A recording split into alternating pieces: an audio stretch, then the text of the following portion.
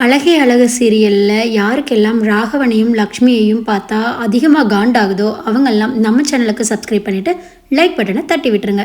மலர் கோமதி அம்மாவுக்கு தேங்க்ஸ் சொல்லிட்டு பெட்ரூம்குள்ளே வராங்க. அப்போ பாக்கியராஜும் பின்னாடியே வந்து என்ன மலர் ரொம்ப சந்தோஷமாக இருக்க போல அப்படிங்கிற மாதிரி கேட்குறாரு. அதுக்கு மலர் இருந்துக்கிட்டு பின்ன இருக்காதாங்க, இத்தனை வருஷத்தில் எங்கள் அம்மாவுக்கு எந்த விதத்துலேயும் இந்த வீட்டில் இடம் கொடுத்ததில்லை. ஆனால் ஃபர்ஸ்ட் டைம் கோமதி அம்மா பேச்சை கேட்டு இவங்க எல்லாம் கோயிலுக்கு வர சொல்லி இவங்க வாயாலேயே கூப்பிட்டது என்னால் இப்போ வரைக்கும் நம்பவே முடியலங்க அப்படிங்கிற மாதிரி சொல்கிறாங்க மலர்.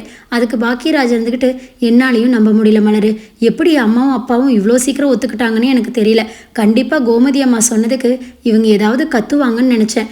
ஆனால் பரவாயில்ல, கோமதி அம்மா நம்மளுக்கு எவ்வளோ நல்லது பண்ணுறாங்கல்ல அப்படிங்கிற மாதிரி பாக்கியராஜ் சொல்கிறாரு. அதுக்கு மலர் இருந்துக்கிட்டு ஆமாங்க, அவங்க எவ்வளோ நல்ல மாமியார் தெரியுமா, எனக்கு அவங்கள பார்க்கையிலாம் ஏக்கமாக இருக்குது அப்படிங்கிற மாதிரி மலர் சொல்கிறாங்க. சாரி மலர், கோமதி அம்மா யோசிக்கிற அளவுக்கு கூட நான் யோசிச்சு உனக்காக இந்த வீட்டில் நான் பேசினதில்லை அப்படின்னு சொல்கிறாரு பாக்கியராஜ். அதுக்கு மலர் இருந்துக்கிட்டு ஏங்க இப்போ எதுக்கு அதெல்லாம் பேசிக்கிட்டு, அப்படியெல்லாம் இல்லை, உங்கள் கூட நான் சந்தோஷமாக தான் இருக்கேன் அப்படிங்கிற மாதிரி மலர் சொல்கிறாங்க.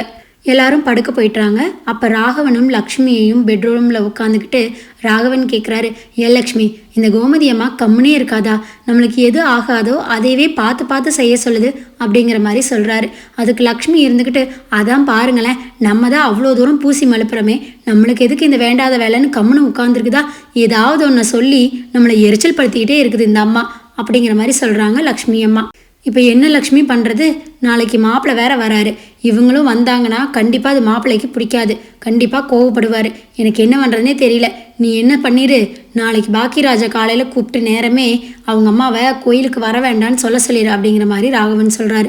அதுக்கு லக்ஷ்மி இருந்துக்கிட்டு ஆமாங்க, நான் கூட அதைத்தான் நினச்சேன், இப்போ மலரோட அம்மா கோயிலுக்கு வரலன்னா ஒரு பக்கம் ஓட்டையாக இருக்குதாக்கும், அவங்க வராட்டி என்னங்குது, இப்போது மாப்பிள்ளை தான் நம்மளுக்கு முக்கியம், அதனால அவங்கள வர வேண்டானே நான் பாக்கியராஜை விட்டு சொல்லிடுறேன் அப்படிங்கிற மாதிரி லக்ஷ்மி சொல்கிறாங்க.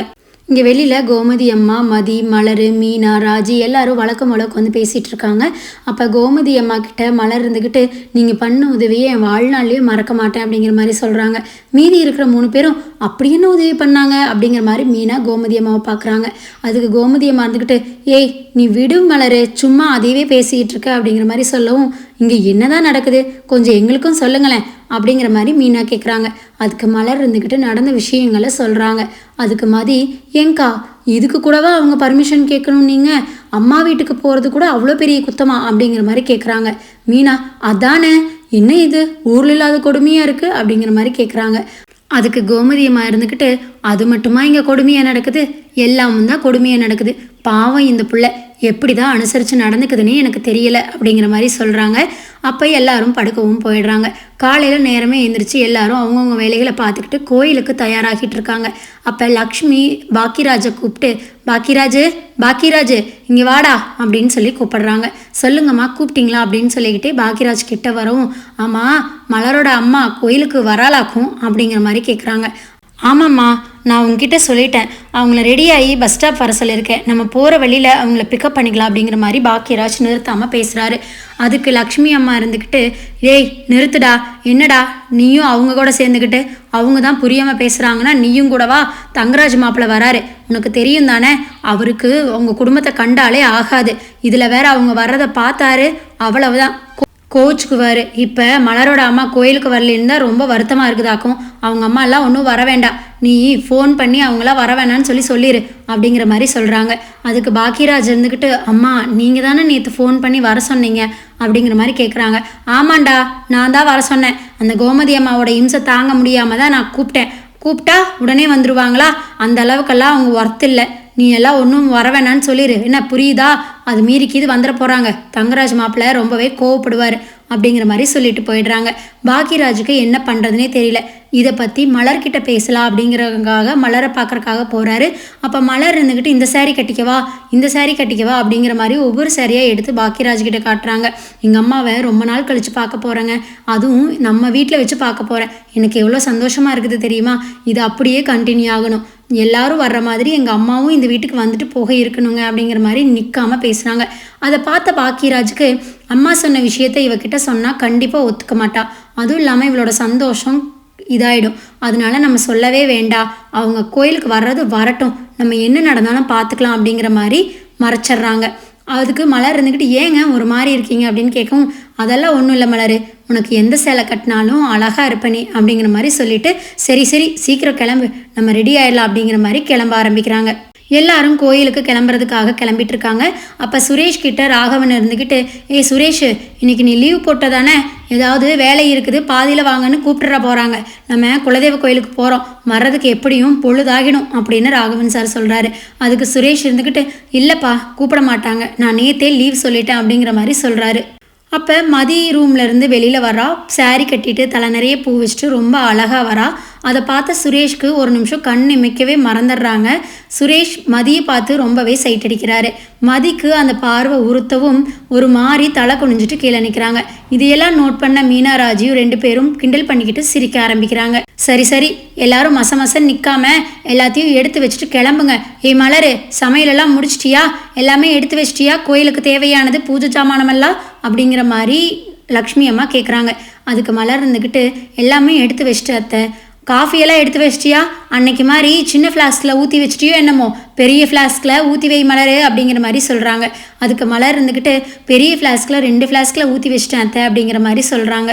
சரி சரி அப்போ பின்ன கிளம்பலாமா, டேய் சுரேஷ், மாமாவுக்கு ஃபோன் பண்ணி எங்கே வர்றது எப்படி வர்றாங்கன்னு கேளுடா அப்படிங்கிற மாதிரி சொல்கிறாரு லக்ஷ்மண் சார். அதுக்கு சுரேஷும் தங்கராஜுக்கு ஃபோன் பண்ணி, மாமா நீங்கள் எப்படி வரீங்க, நாங்கள் அப்படியே பிக்கப் பண்ணிக்கிட்டோமா அப்படிங்கிற மாதிரி கேட்குறாங்க. அதுக்கு தங்கராஜ் இருந்துக்கிட்டு, இல்லை மாப்பிள்ள, நாங்கள் அதில் வரல, நீங்கள் முன்னாடி போங்க, நாங்கள் அப்படியே பின்னாடி காரில் வந்துடுறோம் அப்படிங்கிற மாதிரி சொல்கிறாங்க. அப்படியா மாமா, சரி மாமா அப்படின்ட்டு எல்லாரும் வேனில் கிளம்ப ஆரம்பிக்கிறாங்க. வேன்லேருந்து கிளம்பி கொஞ்சம் தூரம் போனதையுமே இந்த தடவை கதிரை மீனா பார்த்துட்றாங்க. கதிரை பார்த்துட்டு மீனாவுக்கு, கதிர் இங்கே சென்னையில் இருக்கான், அப்போ ராஜி சொன்னது உண்மைதானா, கதிர் ஏன் எங்ககிட்டையெல்லாம் பொய் சொல்லணும் அப்படிங்கிற மாதிரி பல வாக்கில் யோசிக்கிறாங்க. அதை ராஜிக்கிட்ட காமிச்சா ராஜி இன்னும் குழம்பி போயிடுவான்னு மீனா ராஜிக்கிட்ட சொல்லாமல் மறைக்கிறாங்க. கதிருக்கு உடனே ஃபோன் பண்ணுறாங்க. ஃபோன் பண்ணி எங்கே கதிர் இருக்க அப்படிங்கிற மாதிரி கேட்கவும், நான் இங்கே வேலை விஷயமா வந்திருக்கேன் அண்ணே அப்படிங்கிற மாதிரி சொல்கிறாங்க. எங்கள் ஊரில் இருக்க கதிர் அப்படிங்கிற மாதிரி மீனா கேட்குறாங்க. அதுக்கு இருந்துக்கிட்டு, நான் இங்கே தான் அண்ணி குன்னக்குடியில் தான் இருக்கேன் அப்படிங்கிற மாதிரி கதிர் சொல்கிறாங்க. அப்படியா கதிர், சரி நான் வந்து பேசிக்கிறேன் அப்படிங்கிற மாதிரி சொல்லிட்டு ஃபோனை வச்சிடுறாங்க. உடனே மீனா செந்திலுக்கு ஃபோன் பண்ணி, ஏங்க கதிர் அங்கே தான் இருக்காரா அப்படிங்கிற மாதிரி கேட்கவும், இங்கெல்ல மீனா, அவன் ஏதோ சென்னைக்கு வேலை விஷயமா போயிருக்கானாமா அப்படிங்கிற மாதிரி சொல்லிட்டாங்க. மீனாவுக்கு அப்போ தான் தெரியுது, கதிர் ஏதோ நம்மக்கிட்ட மறைக்கிறாங்க, ராஜி சொன்னது உண்மைதான், என்னங்கிறத நம்ம கண்டுபிடிக்கணும் அப்படிங்கிற மாதிரி மீனா யோசிச்சுட்டே வராங்க. வேன்குள்ளே சாமி பாட்டாக ஓடுது. மதிக்கு ராஜிக்கு எல்லாத்துக்குமே ரொம்பவே போர் அடிக்குது. கோயிலும் வந்துடுது. வேன்லேருந்து இவங்க கீழே இறங்கவும் மலரோட அம்மா ஆட்டோவில் இறங்கவும் சரியாக இருக்குது. அதை பார்த்த ராகவனுக்கும் லக்ஷ்மிக்கும் தூக்கி வாரி போட்டுருது. அப்புறம் பாக்கியராஜ் கிட்ட கூப்பிட்டு, ஏன் பாக்கியராஜ், அவங்க கிட்ட வர வேண்டான்னு நீ சொல்லலையா அப்படிங்கிற மாதிரி கேட்குறாங்க. அதுக்கு பாக்கியராஜ் இருந்துக்கிட்டு, இல்லைம்மா, நான் ஃபோன் பண்ணி பார்த்தேன், ஃபோன் ரீச்சே ஆகலை, அதனால தான் சரி எப்படி சொல்கிறதுன்ட்டு நான் விட்டுட்டேம்மா அப்படிங்கிற மாதிரி பாக்கியராஜ் சொல்கிறாங்க. என்னடா நீ அப்படிங்கிற மாதிரி திட்டிட்டு, இப்போ என்னங்க பண்ணுறது அப்படின்னு லக்ஷ்மி அம்மா ராகவனை பார்த்து கேட்குறாங்க. சரி விடு, வந்துட்டாங்க, நீ என்ன பண்ணுறது, சமாளிக்கலாம் அப்படிங்கிற மாதிரி சொல்லிட்டு இருக்கிறாரு ராகவன். உடனே கோமதி அம்மா கிட்ட மலர் இருந்துக்கிட்டு, அம்மா இவங்க தான் என்னோட அம்மா அப்படிங்கிற மாதிரி இன்ட்ரடியூஸ் பண்ணி வைக்கிறாங்க. கோமதி அம்மா உடனே அவங்க கிட்ட போய், நான் தான் உங்ககிட்ட நேற்று பேசினேன்ல, நான் தான் கோமதி அப்படிங்கிற மாதிரி பேசிக்கிறாங்க. அப்புறம் அவங்க லக்ஷ்மி கிட்டேயும் ராகவன் கிட்டேயும் திரும்பி, என்னங்க சம்மந்தி வந்திருக்காங்க, வாங்கன்னு கூட கூப்பிடாம நிற்கிறீங்க அப்படிங்கிற மாதிரி சொல்லவும், லக்ஷ்மியும் ராகவனும் வாங்க அப்படிங்கிற ஒரு வார்த்தையோட முடிச்சுக்கிறாங்க. மலரோட அம்மாவுக்கு அதுவே பெரிய விஷயமா தெரியுது. வரோம் சம்மந்தி அப்படிங்கிற மாதிரி சொல்லிட்டு உள்ளே போகிறாங்க. பின்னாடியே தங்கராஜ், ரேவதி, குழந்தைங்க எல்லாருமே வந்துடுறாங்க.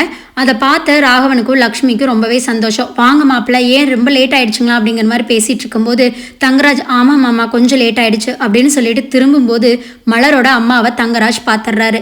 அவருக்கு பயங்கரமாக கோவம் வந்துடுது. இங்கே என்ன நடக்குது மாமா அப்படிங்கிற மாதிரி கத்துறாரு. அதுக்கு ராகவன் ஏன் மாப்பிள்ள என்னாச்சு அப்படின்னு கேட்கவும், என்ன வேண்டாதவங்களையெல்லாம் கூப்பிட்டு என்னை இன்சல்ட் பண்ணுறீங்களா அப்படிங்கிற மாதிரி தங்கராஜ் கேட்குறாரு. அப்புறம் ராகவன் இருந்துக்கிட்டு, அப்படியெல்லாம் இல்லை மாப்பிள்ள, ஏதோ எதிர்பாராத விடமாக நடந்துருச்சு அப்படின்னு சண்டைகள் ஆரம்பிக்குது. இதுதான் இனி வர எபிசோடில் நடக்க போகுதுன்னு நான் நினைக்கிறேன் ஃப்ரெண்ட்ஸ். நீங்கள் என்ன நினைக்கிறீங்கன்னு மறக்காமல் கமெண்ட்டில் சொல்லுங்கள்.